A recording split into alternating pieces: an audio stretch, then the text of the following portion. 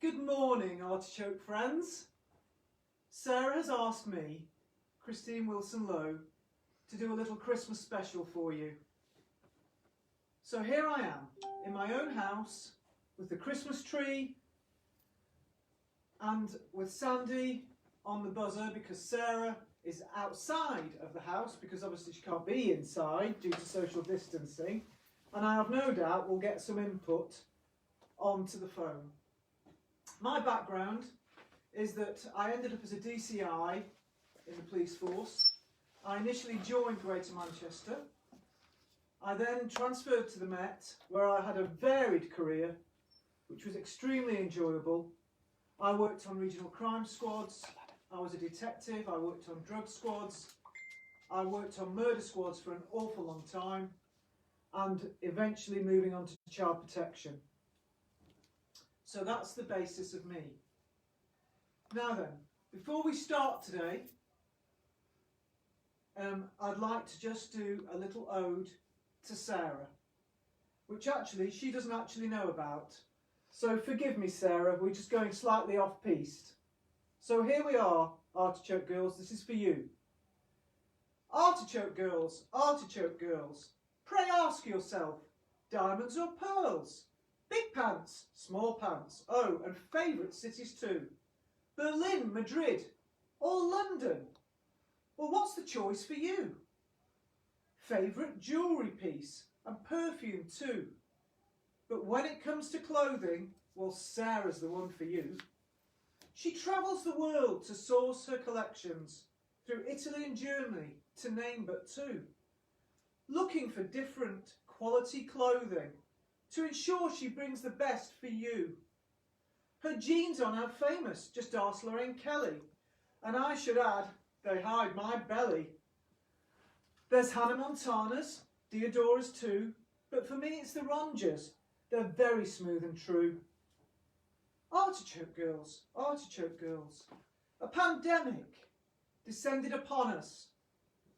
With hands face space, we could no longer just window shop and stand and chat, but Sarah and Donna were having none of that. Sarah embraced the online shop through Facebook, Instagram and YouTube too. They ensured beautiful clothes were always there for you. Sarah worked virtually night and day and wasn't letting COVID-19 steal her life away. She produced fashion shows and entertained the crowd and lifted us up when some of us were down. A community was formed and friendships too. And in socially distanced interviews, we shared ourselves with you. My own fashion sense grew, as did my clothes and shoe collection. There was no longer panic buying, just credit card reflection. But still, we couldn't resist while stuck inside. Oh, love that jacket, that dress too. I must have that blouse, or what will I do? There's sophisticated bling that's also on show. It might not be good, but it's good to go. Gold, but it's good to go. The shoes are special and really quite unique. There's orcas and cowboy boots. They're all pretty chic. The scarves won't be found in any other store, made of silk or wool. What's not to adore? Artichoke girls, I ask again, diamonds or pearls? For our diamond is Sarah, who despite pandemic trouble, created a wonderful experience, a happy community clothing bubble, where women can immerse themselves just for an hour in a small fashion show or an interview to empower. Merry Christmas to all, and thank you again for supporting Artichoke through this pandemic campaign. So Artichoke girls, one last time, is it diamonds or pearls? Now ladies, that was totally impromptu, so I hope Sarah will forgive me. And I better get down to business now, or else she'll have my guts for garters. Questions after. We have got we're able to do questions after I've finished. I'm going to do a couple of short police tales for you today. So please send in your questions. And if you send in your questions, sorry, Sandy's prompting me and it puts me off. If you send in your questions, obviously at the end, I'll be able to answer anything that you've got for me. And today I'm going to give you a small insight into the Rachel Nickell murder in 1992. It's been covered by the press lately, or in the last 6 months or so, and I assisted my superintendent in reviewing this. So I didn't actually do the investigation per se, I reviewed the case prior to the main investigation, which then eventually found the suspect. And after that, I have a uniform tale for you that you won't believe, because I certainly couldn't believe it. So if we start with the Rachel Nickell case, and Rachel Nickell was murdered on Wimbledon Common, as I'm sure most of you know. And this murder looked unsolvable until the cold case review, but it was certainly controversial. And Rachel lived near Wimbledon Common in a happy relationship with her boyfriend Andrew Hanscom, their 3-year-old boy, and on the morning of the 15th of July 1992 she was walking on the common with her son and their dog. She was viciously attacked, stabbed to death and sexually assaulted, and Alexander the boy was found clinging to his mother by a passerby. Ambulance men attended, and the scene and the full investigation was undertaken by Scotland Yard. And at this point in time, there were no real witnesses to the crime, but one witness did actually see a man washing his hands nearby in a stream. And I want you to remember that, ladies, because this becomes very relevant later on. There was very little evidence at the time, and DNA evidence was virtually unheard of. Evidence, though, such as the clothing of the victim, her son, the ambulance men, were all seized and retained. The scene was processed in the usual manner, probably not as forensically done as it is now, because we're going back in time. And evidence that could be preserved was preserved, and this was the Met's saving grace. A major high-profile case ensued, and 32 men were questioned. Many inquiries were undertaken, and lots of house-to-house inquiries as to a person's whereabouts, etc., had to take place. And if I tell you the actual killer was questioned 3 times in relation to this before his arrest, which actually reminds us, ladies, how many times, I can't remember off the top of my head, was Peter Sutcliffe questioned before he was arrested. At the time the body of Rachel was found, details were taken as far as possible of who was on the common that day and who walked on the common regularly. And it turned out that the initial suspect was a man called Colin Stagg, who lived locally. He was on the common on the morning of the murder, and a witness gave a description of him that fitted the suspect, or the man, who was washing his hands in the lake and the pond, near to the murder scene. The investigation had very few lines of inquiry, and the police brought in, for one of the first times ever, an offender profiler. And we see them, don't we, all the time now on television, a psychologist who's called Paul Britton. He has written a book called The Jigsaw Man, which is quite interesting if you take to that sort of thing. And that book does refer to this case. Profiles, as I said, weren't common. The police viewed them with a bit of scepticism at the time. And because it was new, I think Paul Britton was given a little more power than normally a senior investigating officer would allow. Stagg had had a few minor brushes with the law for petty crime. And as well as being a little bit difficult, he did fit the possible suspect criteria. So let's look at that and then add that up to him washing his hands in the lake nearby.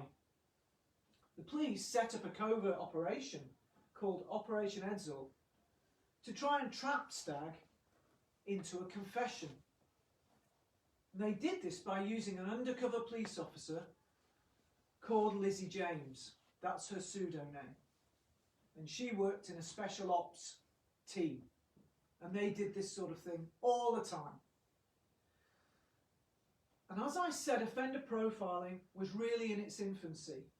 And even though undercover policing had been around for some time, and police did have an understanding of entrapment, which is where you encourage an act to take place that probably never would have occurred if the undercover officer hadn't encouraged it. And in this case, Britain, as I said to you, was allowed far too much influence and control because he didn't understand the law in relation to entrapment. Lizzie befriended Stagg, and using his connection with a previous friend via a Lonely Hearts column. Well, ladies, can you believe it? A Lonely Hearts column. How often do we look in a Lonely Hearts column now? We look at dating sites, we look at social media. Lordy Lord, a Lonely Hearts column. And she then tried to forge a relationship with Stagg and tried to entice him into a confession. You can't blame her, I mean, that's her job. And she did this through meetings, and these weren't straightforward, as you can imagine. The police thought he was the murderer. So if she was ever meeting him, you can imagine there were people covertly placed all over the place to try and make sure she was safe. And as well as meetings, there were letters, there were phone calls, but he never confessed.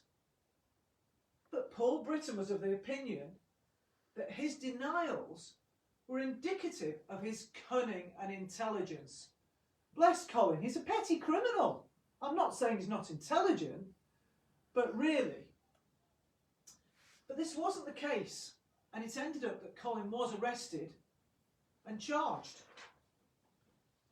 The trial at the Old Bailey ended dreadfully for the Met. The judge stated that the police had shown excessive zeal, and they had tried to incriminate Stagg through deceptive conduct of the grossest kind. Horrendous for the Met. The entrapment evidence was excluded, and the trial collapsed in September 1994, costing the Metropolitan Police in excess of £3 million, which was a lot of money in those days. Still a lot of money now, actually. I wouldn't say no to it, would you? Stagg sued, and he had been in custody for 14 months, and he received £1 million in damages. And 4 years later, Lizzie James sued the police as well for damages, having to take early retirement due to the stress that the operation had brought upon her. She was awarded £125,000.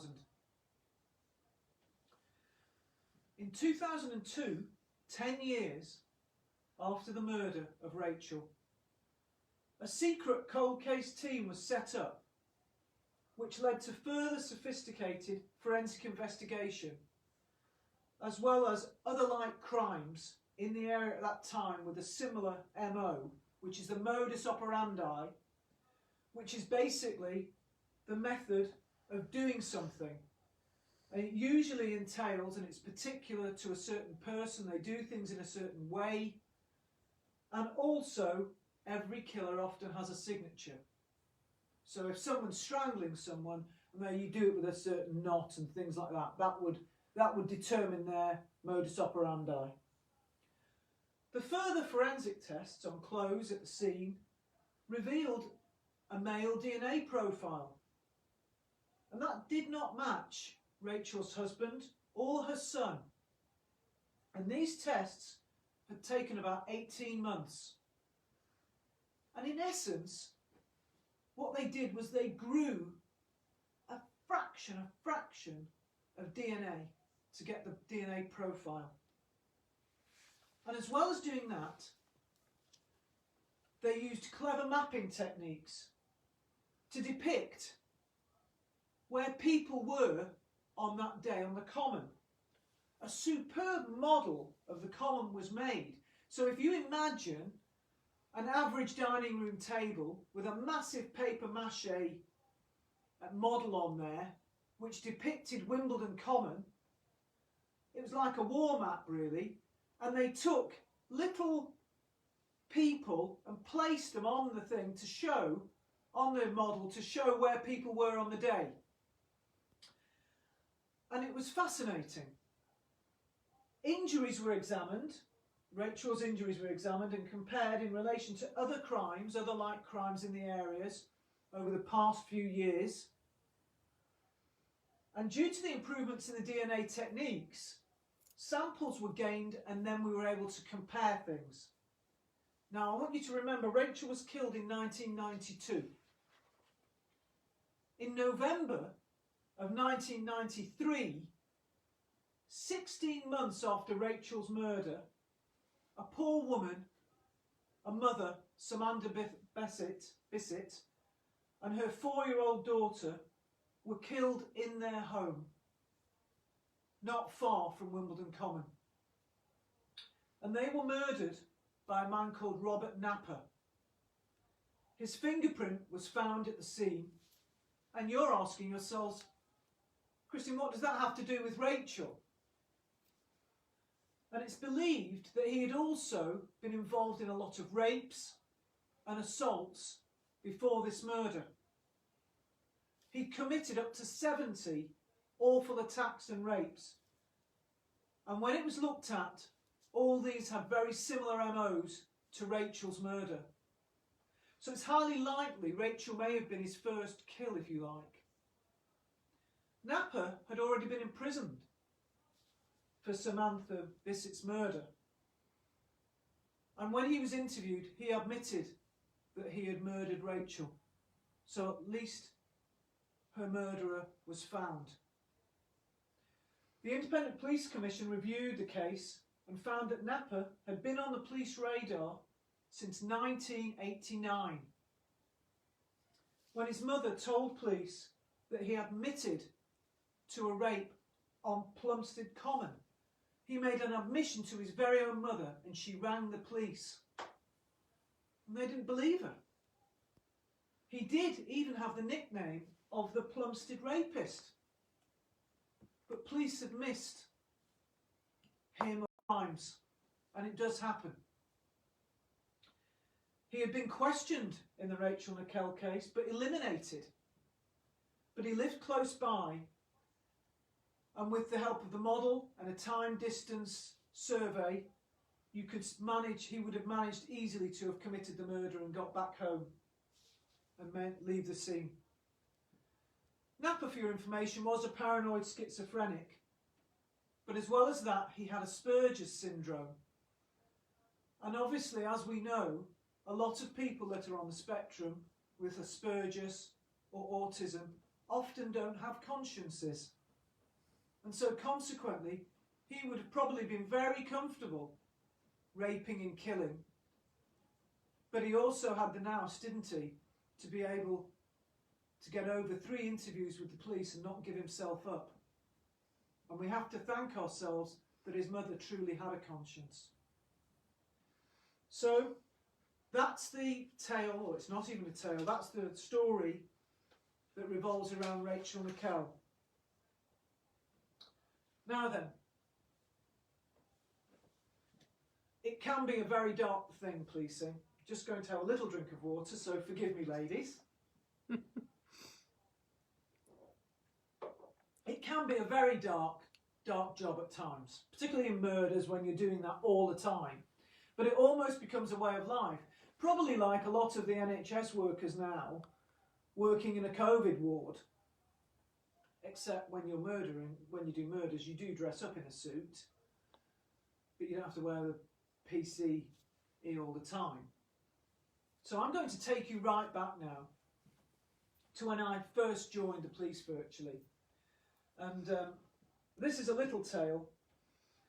And as you know, ladies, the ladies that know me know that when I was in uniform, things did tend to happen to me. And I had gone to Reddish Police Station, and this is called Feeling Followed. In December 1980, I started my police training at the police training college, which is called Bruges. It's not there any longer, sadly. And it was based in Warrington. For 15 weeks, I had to travel every Sunday morning to Bruges, where upon arriving, I would prepare my uniform for our morning parade, which happened every morning at 7 o'clock.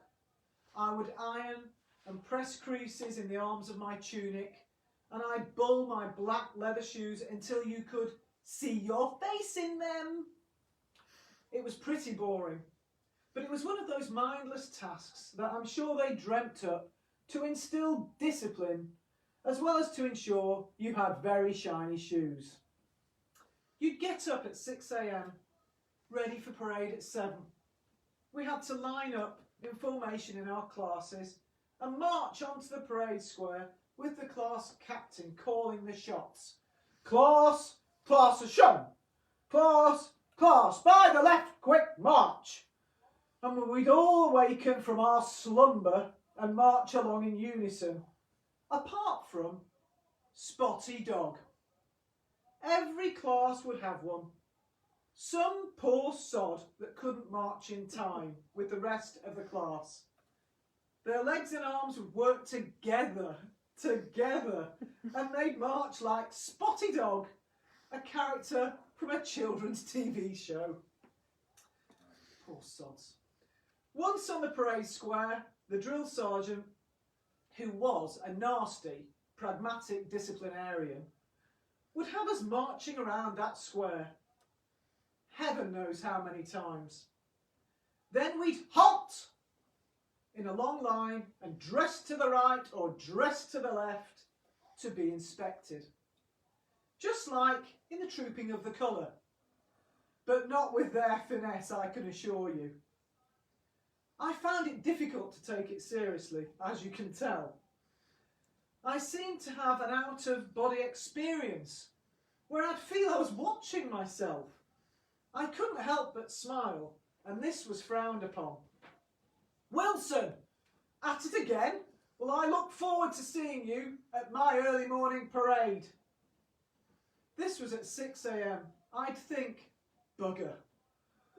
As this would mean I'd be up an hour earlier than everyone else to be inspected by him personally. I don't mean that in the way it sounds, by the way. It's just to look at my clothes and my bulled shoes. And that happened to me on more than one occasion. I was just a smiler. I managed to complete my training, and then we did a passing out parade for friends and family. And my family, particularly my mother, they were just so proud. And it was then that I realised what all the practice was for.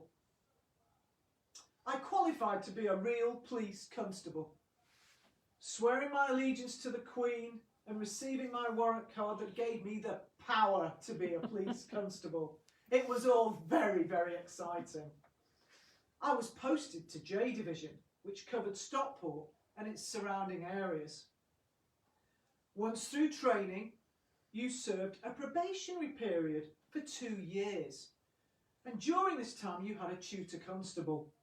For a few months, then you were out on your own. I was posted to Reddish Police Station after my initial 3 months. It was just outside Stockport, and Reddish bordered with Gorton, which, for those of you who don't know, was where Ian Brady and Maura Hindley kidnapped the poor boy John Kilbride during their killing spree. And if you remember rightly, sadly his mother died in the last couple of years, and they never did find his body, and she was devastated by that. And during our probation, we would have training once a month.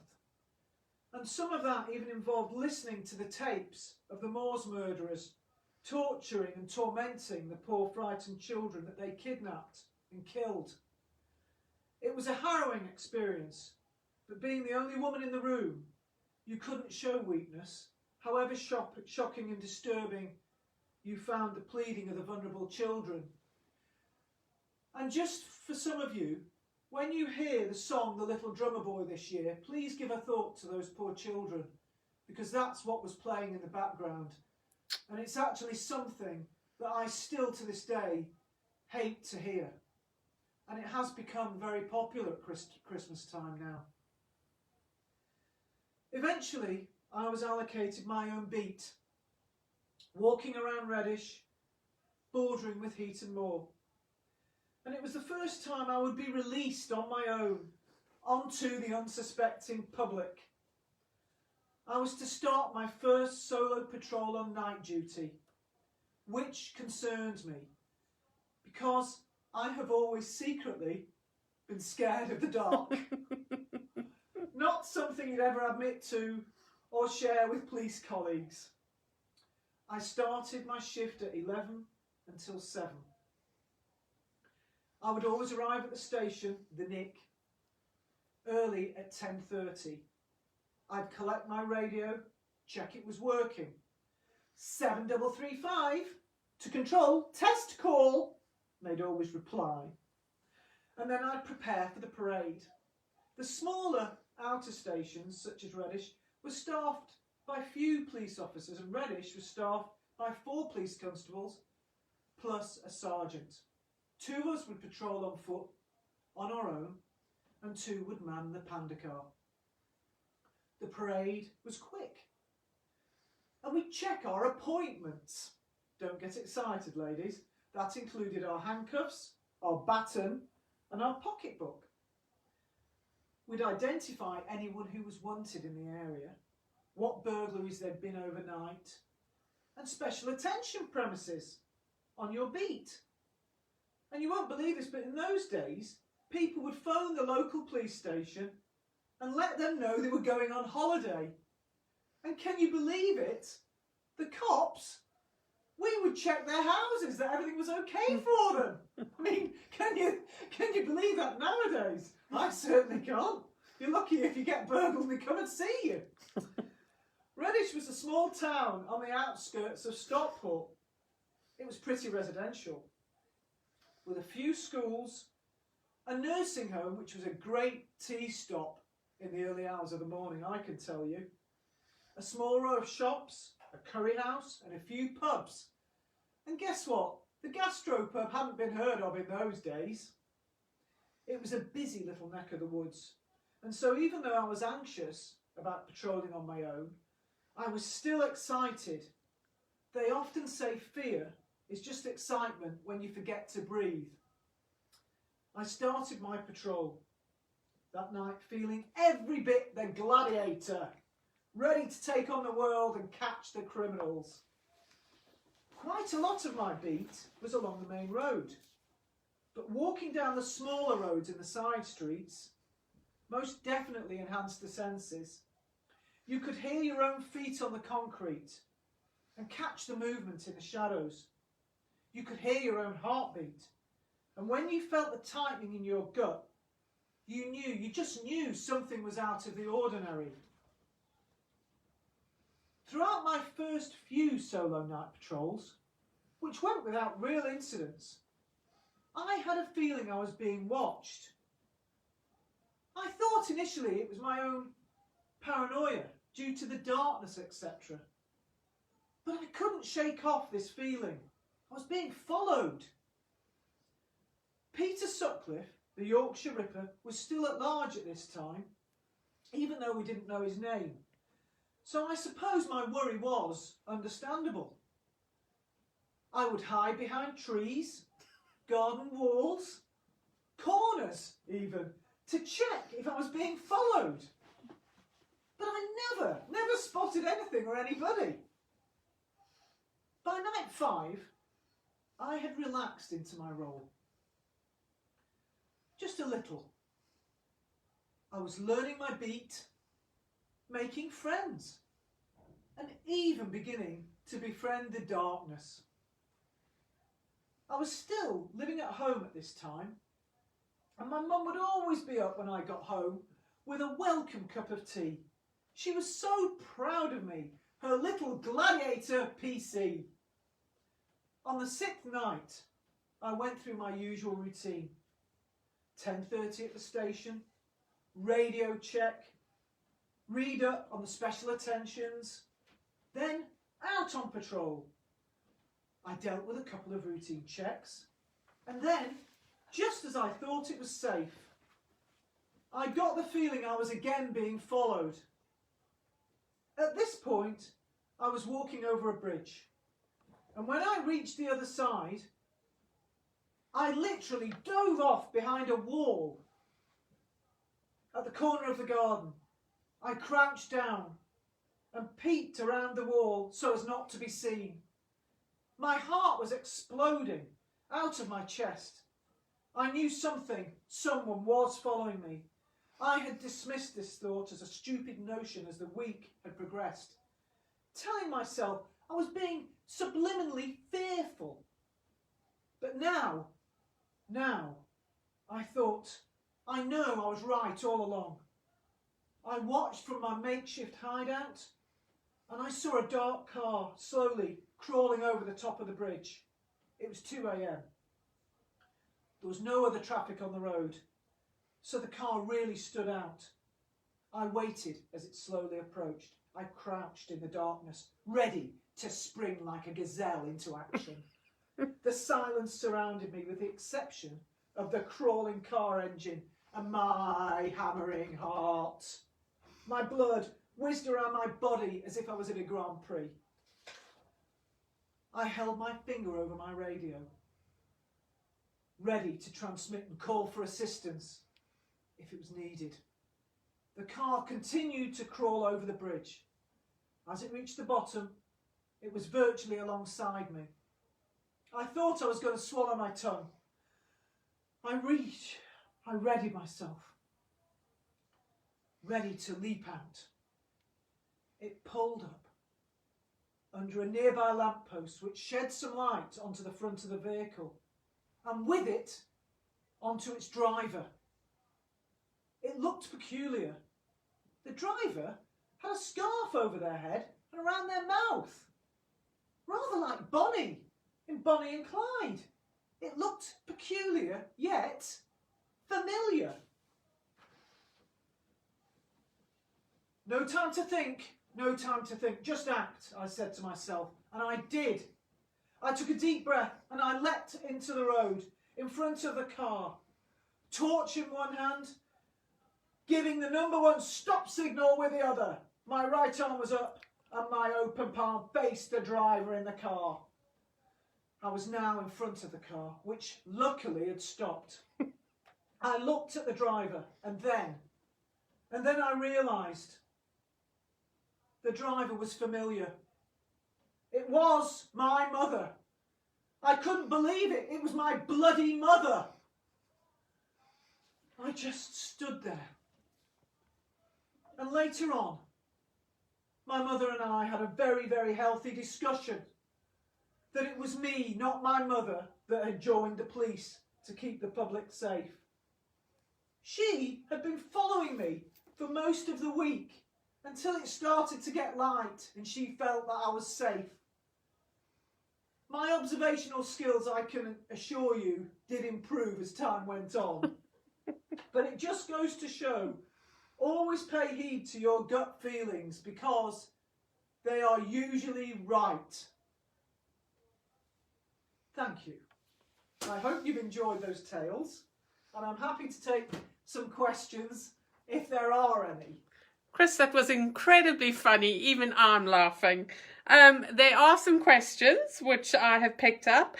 So the first question is, what was it like being a gay woman in the Met in the 1980s? Well, it was really difficult at that time because nowadays it's almost boring to be gay and a lesbian. But in those days, you were totally different. There were no diversity policies, and most of the time I didn't share my personal life or my sexuality with people because you would be ostracised. There's no doubt about that at that point in time. And how did they ostracise you? You would just be ignored, basically, Okay. or you wouldn't be included in things. You know, jobs would come in and you wouldn't get them. So they may think you were gay, but I never really let on, not for a long time. Okay.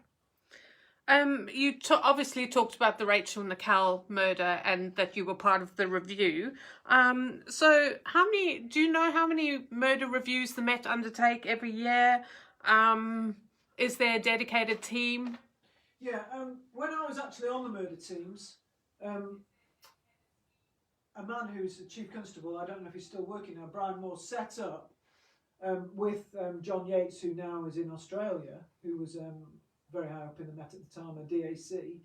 They set up a reviewing policy where you had a review team that would go to the senior investigating officer after a murder if we were stuck with it, and we would then review everything that they'd done. We'd review their logs, we'd do a massive report, and then they started having meetings which involved people from the public, from all areas, and they would have a meeting around this review to see if there were any other avenues that could be open, to see if we could help find other lines of inquiry.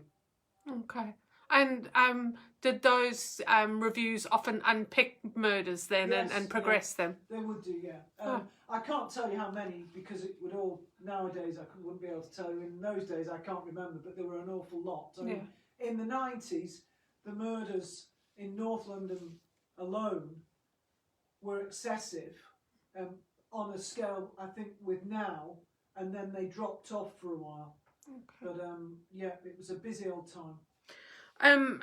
Obviously working on a murder team and that, and murder teams in general, how do those teams let off steam? I mean, those cases must be harrowing. What do people do Well, if you got a good result, and alcohol was a big part of the culture in those days. One of my favourite things that our team used to do, led by a superintendent called Andy Murphy, and we would go into town, into London, because obviously we worked in North London, and we would go to an Italian restaurant where we would go downstairs and take over the whole floor, and we would play stuff, we would eat, have a big meal, lots to drink, lots of fun and banter, and then we would just literally dance the night away to something like the Gypsy Kings, and then we'd end up going to the Quat Man, which was the rudest Chinese restaurant ever. My friend Jedley and I would often go. I loved it, and it was completely wild. And don't ever ask me how I got home, because I've got no idea in those days. So can you give us an idea of what you did when you worked in child protection? You said you worked in child protection. What was that like? That was harrowing, and I think that really did stress me. Because after the Victoria Climbié case, the Met had to review all their child protection teams, and they picked up-and-coming DIs, really, to take over some of the busiest child protection areas, because hopefully people understand the Stockholm syndrome, where if you get kidnapped, you start to sympathise and empathise with your kidnapper. And what had happened with child protection, in my view anyway, it's only my opinion, was that inspectors and detective inspectors had started to sympathise and empathise with social workers.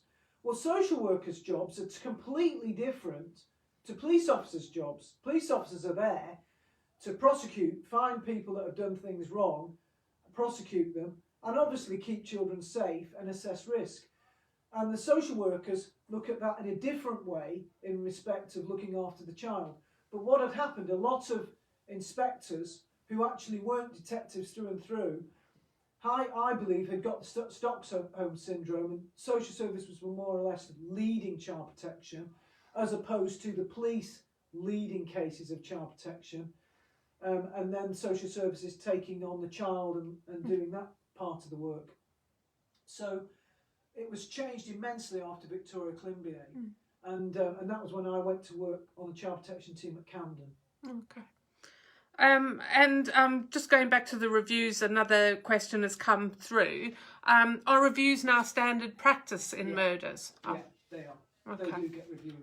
Yeah. Yeah, they were then as well. Actually, I should have said that. But don't ask me time frames because I wouldn't be able to tell you that now.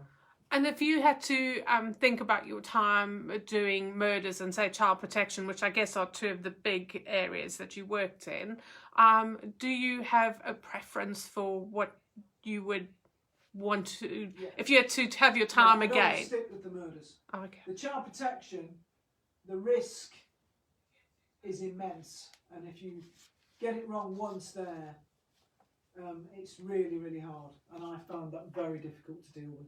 Yeah. Okay. Well, I don't know if there are any other questions, but it's been really great listening to you, even from my point of view, when I know you so well and have been with you for so many years.